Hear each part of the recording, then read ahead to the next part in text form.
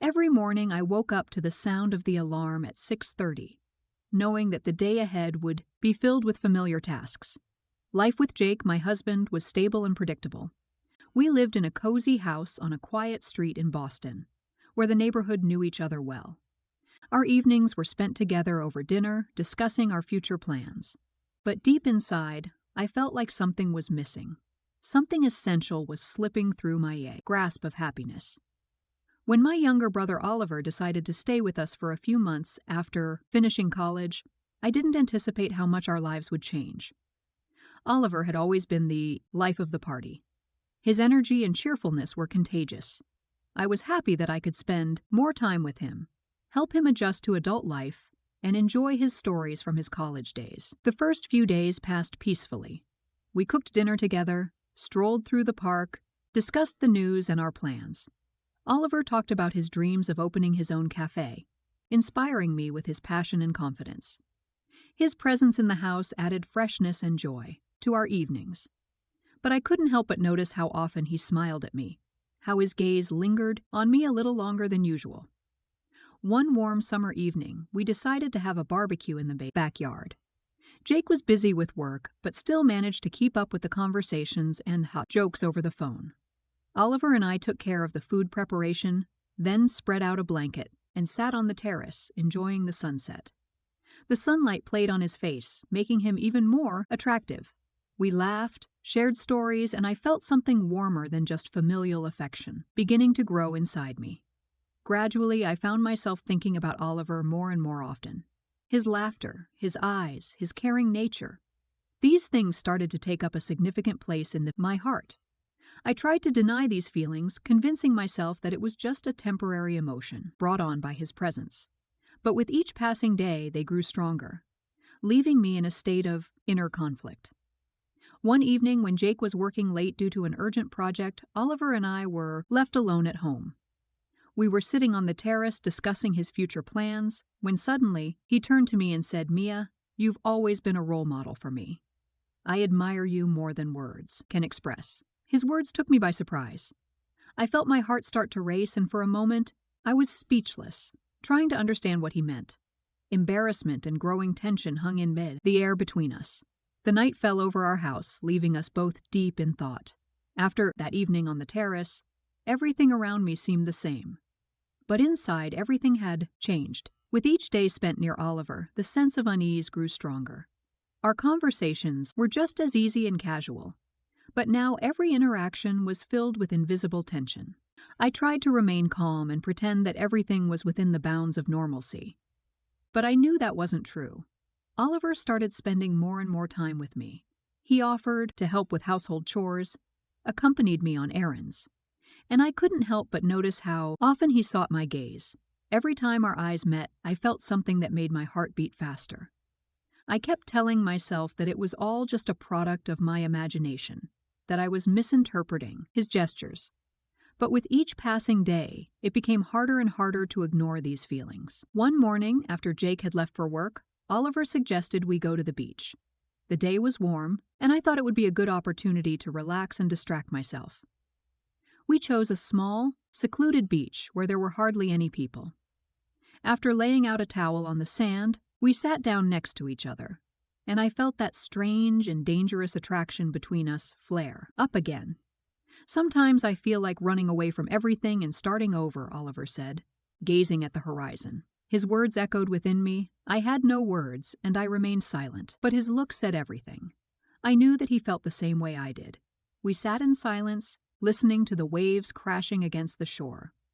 At some point, I realized that I could no longer deny what was happening between us. For too long, I had hidden my feelings behind a mask of calmness and reason. Suddenly, Oliver turned to me and looked directly into my eyes. His gaze was full of anxiety and determination. "Have you ever thought about starting life over?" he asked quietly. Those words pierced me like a cold wind. I was silent for a long time, not knowing how to respond. My heart was pounding so hard it seemed he could hear it. Sometimes I whispered, avoiding his gaze. I didn't have time to realize how he suddenly was so close to me. His hand touched my cheek and I couldn't push him away. Our lips met in a kiss that was brief but overwhelming. That moment was filled with the emotions I had been missing in life. In that instant, everything inside me turned upside down. I knew it was wrong, that I had crossed a line I shouldn't have. But at that moment, I couldn't help myself. The kiss was brief, but it spoke more than 1,000 words. It was a confession of what we both felt but were afraid to admit, even to ourselves. When the kiss ended, I abruptly pulled away as if suddenly realizing what I had done. Oliver looked just as shocked. We both sat in silence, breathing heavily, trying to comprehend what had just happened. When I looked at him, I saw the same emotion in his eyes, a mixture of fear and despair. The drive home was filled with the silence that seemed unbearable. I tried to convince myself that it was a mistake, that I needed to forget about it and return to my normal life. But I knew that now, that was impossible. We had crossed a line, and there was no going back. That night, lying in bed next to Jake, I couldn't sleep. Thoughts of what had happened on the beach wouldn't leave me alone. Guilt mixed with excitement, and I couldn't understand what was happening to me. Jake, completely unaware, slept peacefully beside me, and that only intensified my inner turmoil. With each passing day, the situation became more and more unbearable. Oliver continued to be around, and our silent agreement about what had happened made our interactions even more tense. Every glance, every gesture was filled with hidden meaning. I felt as though my life, once so calm, was turning into a storm that I could no longer control. One evening when Jake was working late again, Oliver approached me in the living room. He sat down next to me and quietly said, "Mia, what's happening to us?" There was genuine concern in his voice. I knew I couldn't avoid this conversation, but the words were stuck in my throat. And before I could respond, he leaned toward me again. His hand found mine. And in that moment, I realized that we were both being drawn into an abyss from which we would not be able to escape. After that kiss on the beach and the subsequent conversation in the living room, a silence settled between Oliver and me, filled with a sense of inevitability. We both understood that we had crossed a line that could never be erased, but neither of us dared to take the next step. I tried to convince myself that it was just a moment of weakness, that nothing like this would happen again. But every time our eyes met, I felt a fire inside me that I could no longer extinguish. The house was filled with a tense atmosphere. Jake didn't notice the changes, too absorbed in his work. He came home late, and our conversations were reduced to mundane questions about work and household matters. I tried to behave as usual, but every innocent word from him was like a knife to my conscience. I knew I was betraying him, and that thought was eating me up inside. Oliver, for his part, tried to keep his distance, but his attempts seemed clumsy and forced. We tried to pretend that nothing had happened, but that only made the situation worse. Our rare conversations were tense, full of unspoken words and hidden meanings. Every time he accidentally touched my hand or looked at me longer than necessary, I felt my heart skip a beat. One day, when Jake went to visit his parents for the weekend, Oliver suggested we take a day trip to New York. "Let's just change the scenery, see an exhibit, walk around the city," he said, trying to sound as innocent as possible. I knew it could be a mistake, but something inside me urged me to agree. I lied to Jake, saying I was going to meet a friend, and the next morning Oliver and I set off on our trip. New York greeted us with noise and bustle, and for a while I managed to forget my doubts. We walked through the streets, talked about trivial things, laughed as if nothing had happened. Oliver was attentive and courteous, and I felt light and free with him. But behind this ease, something more significant was hidden, something we were both afraid to address. We visited a contemporary art exhibit at a small museum in Manhattan. The paintings and installations, full of bright colors and unexpected decisions, seemed to me a reflection of the chaos in my soul. Oliver occasionally made quiet comments about the artworks, but I barely listened to him. All my attention was focused on what was happening between us. After the museum, we decided to stop by a small cafe where it was cozy and quiet. Table by the window, I watched people hurrying by on the street, trying to convince myself that everything could still be fixed. But every time I met Oliver's gaze, that confidence melted away like snow in the sun. At some point, Oliver leaned closer to me and quietly asked, "Mia, have you ever thought about leaving everything behind and starting a new life?" His voice was full of sincerity and pain.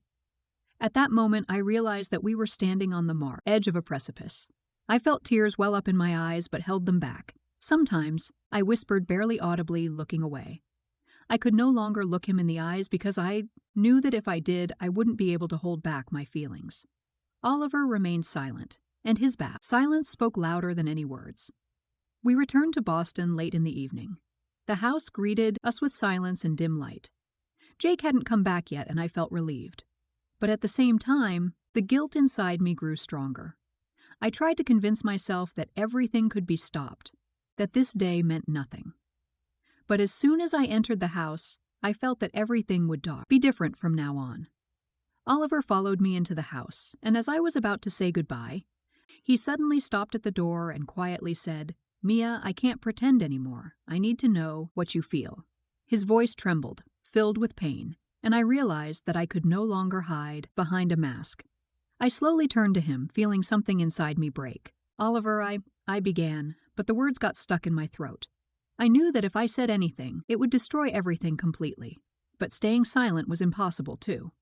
We both stood at the threshold of the house, lost in our thoughts. And at that moment I realized that everything had already been decided. Oliver took a step toward me, and I felt a fire ignite inside me. I knew I shouldn't, but I couldn't stop myself. Our lips met again, and this kiss was different, full of despair and tenderness, as if we both understood that this might be the end.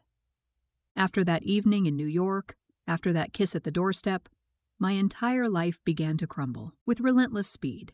Inside me, emotions raged uncontrollably, while my mind desperately tried to find a way out of the situation I had created. Each day became a torment, filled with guilt and fear. I tried to carry on as usual, but I knew it was only a matter of time before everything would come to light. Jake remained engrossed in his work, but now his absence at home became unbearable to me. In any other situation, I would have appreciated his efforts and the way he cared for us, but now every innocent word, every gesture from him felt like a knife in my heart. I felt terrible, knowing I was deceiving him. Yet at the same time, I couldn't bring myself to break things off with Oliver. Our feelings had become too strong to ignore. Oliver, on the other hand, started to distance himself from me more and more. We spoke less often. Our encounters were tense, filled with unspoken words. He seemed lost, unsure of how to handle what was happening between us. He was tormented by the same doubts that plagued me, and every conversation we had ended without. We both knew this path led nowhere, but we continued down it, unable to stop. One evening, when Jake came home earlier than usual, I sensed that the end was near. He was unusually quiet, and despite my attempts to act naturally, he noticed my tension. We ate dinner in silence, and I felt something inevitable hanging in the air. After dinner, Jake suddenly looked at me with a serious expression. "Mia, what's going on?" he asked quietly, his voice full of concern and suspicion. I froze, not knowing how to respond.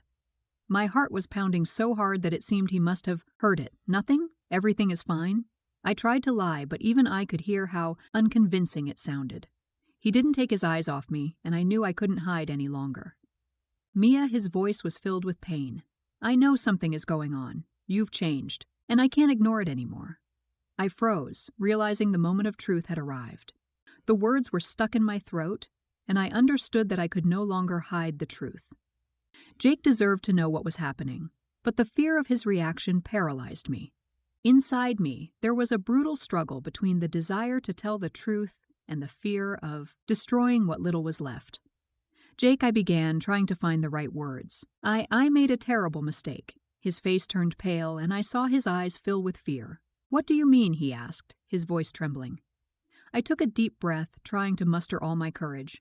"I had an affair." With Oliver, I whispered, barely finding the strength to say the words aloud. The room filled with a heavy, deafening silence. Jake stood still. His eyes filled with a mixture of shock, pain, and disbelief. I could see the thoughts racing through his mind as he tried to comprehend what he had just heard, but it was too heavy a blow. "You, with my brother?" His voice was quiet, full of disbelief. I nodded, unable to find any words to explain or justify myself. I watched as his face changed, as his hands clenched into fists, and I realized that I would never be able to restore our relationship. "How could you?" His voice now full of anger, and he took a step toward me but then stopped as if afraid he might lose control. I didn't know what to say. All I could do was stand there and look at him, feeling everything we had built together collapse. I saw his love for me turn into hatred, the light in his eyes fading, and the sight was unbearable. "Leave," he whispered, turning away from me. "I don't want to see you." Tears streamed down my face, but I knew this was the end. I knew I deserved it. Still, the feeling was devastating. I packed my things and left, closing the door behind me, a door that would never open for me again. I found myself a small apartment in the city center, but the ghosts of the past haunted me there. Every day I woke up with a sense of guilt and shame, realizing that I had ruined not only my own life, but also Jake's and Oliver's. I tried to reach out to Oliver, but he had also distanced himself, unwilling to continue this painful existence. In the end, I was left alone, with a broken heart and an emptiness inside. My life, once full of love and stability, had turned into a series of endless days filled with regret and loneliness. I had lost everything that once mattered to me, and now all I could do was try to find a way to move on, knowing that I would never be free from the guilt of what I had done. The end was bitter and relentless, and I understood that now I had to learn to live with it, day by day, knowing that the past could never be undone.